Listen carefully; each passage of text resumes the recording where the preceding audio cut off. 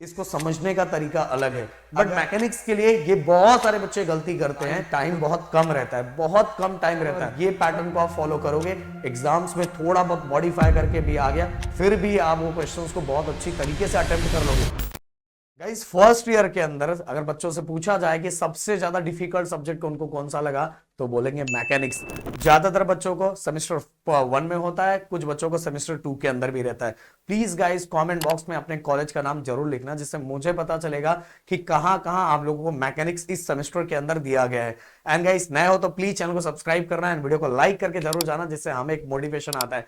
देखो guys mechanics के बारे में बताने से पहले मैं आपको सोर्सेज दे देना चाहता हूं कि आपको मैकेनिक्स कहां से करना है। ये देखो इंजीनियरिंग मैकेनिक्स का पूरा फ्रेश प्लेलिस्ट जो मैंने एंड राहुल सर ने खुद बनाया हुआ है, जिससे आप देख के आप पूरे के पूरे सिलेबस को बहुत अच्छी तरीके से कंप्लीट कर सकते हैं। इवन गाइस हम लोगों ने अभी नई सीरीज भी स्टार्ट की है, बट गाइस ये 8 मैंने पहले ही रिकॉर्ड किया हुआ है, तो आप देख के पूरे चैप्टर को कंप्लीट कर सकते। काइनेमेटिक वाला पार्ट मैंने करवाया है एंड बाकी पार्ट राहुल सर ने करवाया है। ओके सो अब हमें मैकेनिक्स कैसे करना चाहिए। देखो गाइस सबसे पहले बताना चाहूंगा कि आप अगर डाटा निकालोगे तो बहुत सारे बच्चों को इसके अंदर बैकलॉग लगता है, केटी इसके अंदर बहुत सारे बच्चों को आता है। इसके पीछे का रीजन क्या होता है? इसके पीछे का रीजन है कि सही तरीके से नहीं पढ़ना।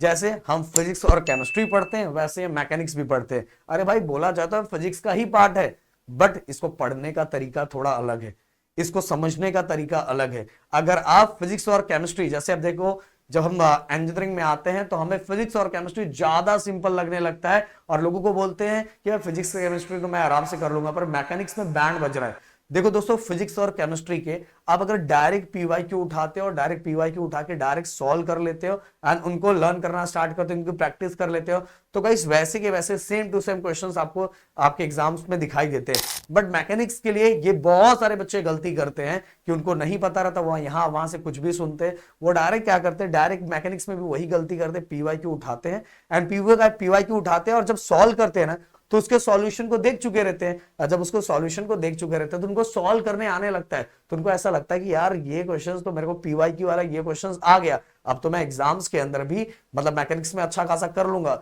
भाई ऐसा नहीं है। आप अगर मैकेनिक्स के डायरेक्ट पीवाईक्यू उठा के सॉल्व कर रहे हो और उसके सॉल्यूशन को देख के सॉल्व कर रहे हो और सॉल्व करके आपको लग रहा है कि आप सेमेस्टर एग्जाम के पेपर को भी फोड़ के आओगे, तो भाई रिस्क गेम में हो। कभी हो भी जाता है, कभी होता भी नहीं, क्योंकि वहां जाने के बाद बहुत बार ऐसा हो जाता है कि थोड़ा भी नंबर इधर उधर चेंज कर दिया, थोड़ा क्वेश्चंस को थोड़ा मॉडिफाई कर दिया गया, हमारी बैंड बच जाती है। इसीलिए दोस्तों मैकेनिक्स को एक अलग तरीके से करना रहता है। कैसे अलग तरीके से करना रहता है? देखो दोस्तों करना वही है। आप अगर आप मतलब आप स्टार्टिंग से, अभी तो आपका स्टार्ट ही है एंड बोलना चाहूंगा देखो टाइम बहुत कम रहता है, बहुत कम टाइम रहता है, बट आपको कैसे करना चाहिए? सबसे पहले पहला तरीका तो सबसे पहला यही है कि आप एकदम लाइन वाइज कॉन्सेप्ट वाइज जाओ, हर लाइन हर टॉपिक हर चीजों को कॉन्सेप्ट वाइज समझते जाओ, उससे रिलेटेड जो न्यूमेरिकल्स है उनको उससे रिलेटेड पहले टॉपिक को समझो, टॉपिक समझने का देन उससे रिलेटेड कौन से न्यूमेरिकल उसको करते जाओ। बट गाइस यहां एक क्वेश्चन ऐसा भी आता है, ऐसे भी कुछ बच्चे होते हैं जिनसे इतना सब नहीं हो पाता, वो कैसे करेंगे? भाई उनके लिए एक सिंपल सा तरीका यही है कि हाँ आप निकालो पिछले 2-3 सालों का मैकेनिक्स का जो पेपर है पीवाईक्यू वो निकालो, बट डायरेक्ट पीवाईक्यू सॉल्व करने मत बैठो। आप क्या करो, वो जो टॉपिक आप निकालो उन टॉपिक्स को सर्च करो प्रदीप गिरी एकेडमी पे। प्रदीप गिरी एकेडमी पे सर्च करने के बाद उन टॉपिक के कॉन्सेप्ट को समझो।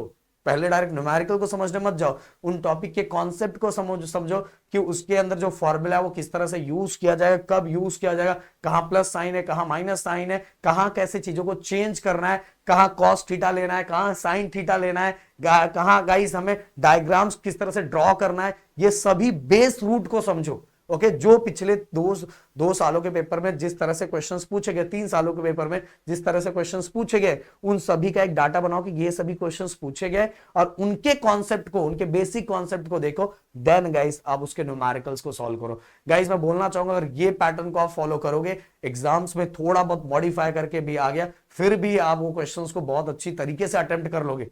बट अगर डायरेक्ट पीवाईक्यू सॉल्व करने जाओगे तो भाई बुरा पछताओगे। समझ में आ रहा? मैं बता रहा हूं कि हमने अपने इस YouTube चैनल पे इवन गाइस आप जिस भी यूनिवर्सिटी हो, आप जिस भी यूनिवर्सिटीज में पढ़ते हो, उन यूनिवर्सिटी वाइज भी हमने अपने ऐप पे कोर्सेज रिलीज किया है। वैसे सभी यूनिवर्सिटीज का तो अभी तक अपने ऐप पे कोर्सेज हमने रिलीज नहीं किया हुआ है, कुछ यूनिवर्सिटीज का रिलीज किया है। तो अगर बाकी यूनिवर्सिटीज की मांग होगी तो डिस्क्रिप्शन में नंबर दिया, आप उस पर कॉल कर सकते हो, हम देख के एनालाइज करके आपसे रिलेटेड भी चीजें अपने ऐप पे लाने का ट्राई करेंगे। ओके, बट बाकी कुछ यूनिवर्सिटीज का है तो वो बच्चे उनको जाके देख सकते हैं। वो तो जो ऐप पे दिया है बस उतना ही आपने कर लिया, आपका काम हो जाएगा, पूरी तरीके से हो जाएगा। बस उसको आपको अच्छे से प्रैक्टिस करना है गाइस। डायरेक्ट बस आप देख के काम करोगे बिल्कुल नहीं, मैकेनिक्स को आपको प्रैक्टिस करना पड़ेगा, खुद से सॉल्व करना पड़ेगा, खुद से ड्रॉ करना पड़ेगा, उसके जो डायग्राम्स है ना उनको खुद से ड्रॉ करके देखना पड़ेगा। अगर खुद से ड्रॉ नहीं करोगे तो भाई काम नहीं होने वाला। समझ में आ रहा है? तो जो चीजें मैंने बताई मैकेनिक्स को लेके, जरूर इन चीजों को फॉलो करो। एंड गाइस मैं बोलना चाहूंगा कि रेफरेंस बुक को भी यूज किया करो मैकेनिक्स के लिए। समझ में आ, रेफरेंस बुक यूज करना मैकेनिक्स के लिए बहुत ज्यादा जरूरी है। एंड गाइस अगर इससे रिलेटेड कुछ और भी डाउट है तो कमेंट बॉक्स में जरूर मुझे लिख के बताना। मिलता है नेक्स्ट वीडियो में। जय हिंद दोस्तों।